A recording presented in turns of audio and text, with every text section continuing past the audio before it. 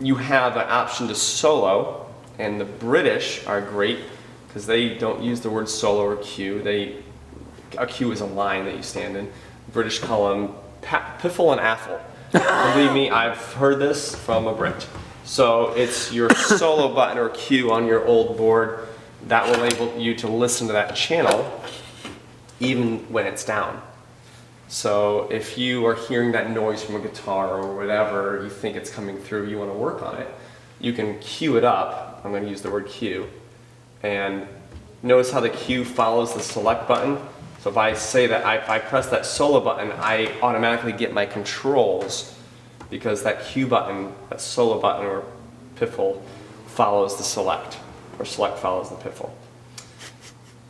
Anyhow, you touch it once, it goes away. So that's how you can put things in your headphones, and you get volume control. Here's your headphone. No, that's not your headphone gain. Here's your headphone. You can work on the mix while somebody else is doing something. You know, if there's, you can queue up a track on a computer. You can do different things without the faders being up. That's what it says, pre or after fader listen, PAFL is what it stands for. I'm explaining just the buttons of what they do and what your options are so that you're like, hey, what does this button do? That's what this button does. So it's the only reason for that button. It solos it in your headphones, not in anywhere else. So, you know, you've got a light lighting up on this. It's lighting green. Why is it lighting green? Most people just raise the fader and I want to hear what's coming through. Maybe we don't want to do that in the middle of a service. Right. So you push the piffle button and we got a noise coming from some channel. So it's a way to kind of troubleshoot, find out what's going on instead of just raising the fader up. And without that, if you were listening to the mic, would you hear, or to the headphones, would you hear everything or nothing? You can just the main mix. Okay. So the main mix comes through. Okay. Gotcha.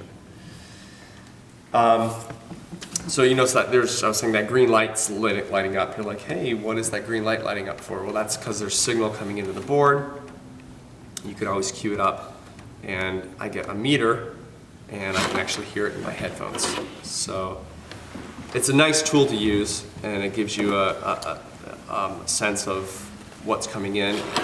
Put my headphones on, turn it up, and be like, oh yeah, hey, I can hear myself into the headphones. So there you can hear me, yep. And I can EQ it, I can do as much as I want without it coming through the main speakers. I can do it during a practice, I can, whatever.